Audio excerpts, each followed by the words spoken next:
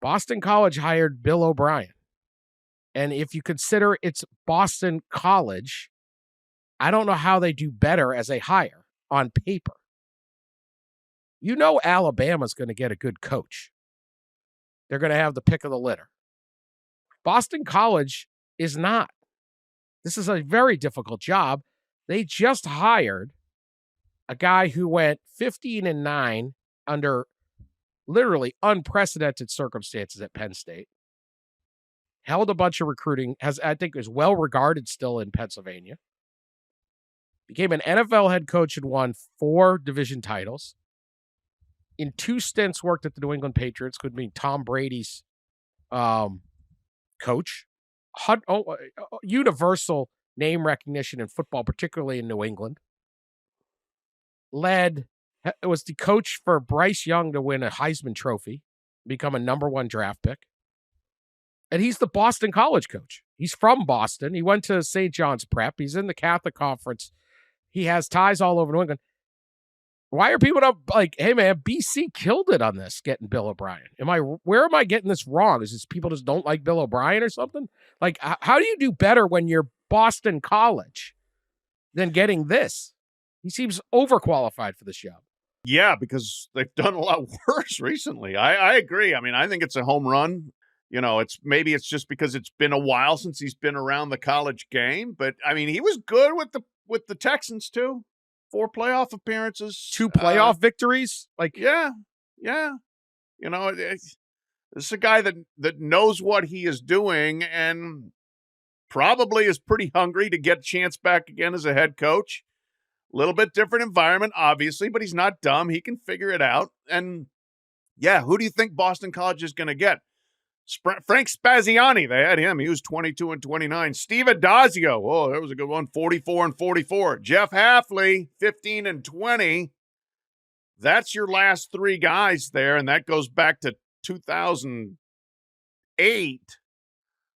So the track record is that Boston College is a low end of the Power 5 job, and I don't think Bill OBrien is a low end of Power 5 head coach. It seems like a home run, and I think, you know, from the very start of their search, and kudos, they talked to a lot of people during the search and made a whole process of it, but he just seemed like the guy from the very start, and certainly the number 1 guy, and it makes a ton of sense.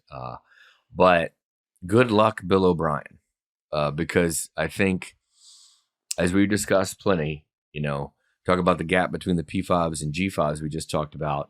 You know, there's a growing gap within the Power 5, and you know, BC's not in that you know, even mid-tier, I would imagine, you know, resource-wise, and they're in a league that seems to be slowly breaking apart. So it's a tough job, but if anybody can have success, you got to think it's someone like that with the connections and the you know, kind of the homegrown nature of it all.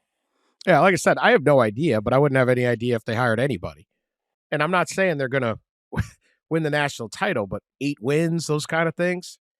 BC has been good through the years when it has quarterbacks. Most recently, Matt Ryan. It's famously Doug Flutie, but that's a whole different era of the sport. BC is the type of school that a pro-style quarterbacks, you can get a quarterback to Boston College. You're not going to get, you know, the most menacing defensive line. You're up in Boston. There's not, those guys aren't laying around. But there are quarterbacks around New England or somewhere, or you can get them on the bounce when they transfer in.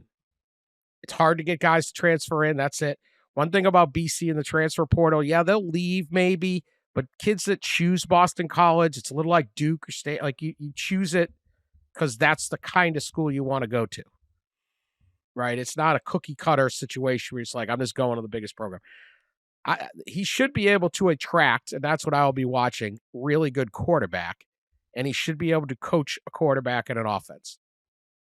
He coached with Tom Brady, Sean Watson, Bryce Young, you know, all these guys. So that would be my thing, is if he can get a high-end quarterback, that changes, and that should be the blueprint for Boston College. So I don't know Um, if Boston College is going to all of a sudden storm off and be the greatest team, but on paper, this is good. And I would not be surprised if they become, I think what most people at Boston College would hope for is a non-embarrassing team and one that wins.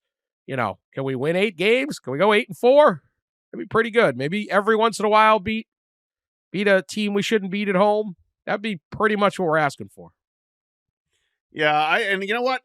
I'm pretty sure Thomas Castellanos is still there as the BC quarterback, and he's not a quintessential pro-style pocket quarterback, but if you want to walk into a situation, have a guy who's a pretty good college player, like 35, 400 yards and 28 total touchdowns. He threw for 2,200. He ran for over 1,000. A good dual threat guy to start with. You could do worse than that. And then, yes, let him recruit to his strengths. And I think, you're at least going to have a chance to compete in a league where, frankly, outside of when Florida State and Clemson are on their games, they're probably going to be at the top. But after that, it's fairly open, especially if Miami continues to underachieve. Virginia Tech stays dormant. I mean, Louisville has risen up, but I don't think anybody looks at Louisville and says you're going to win 10 every year there. So it's a fluid league with a good coach. You might have a chance to at least have some good years.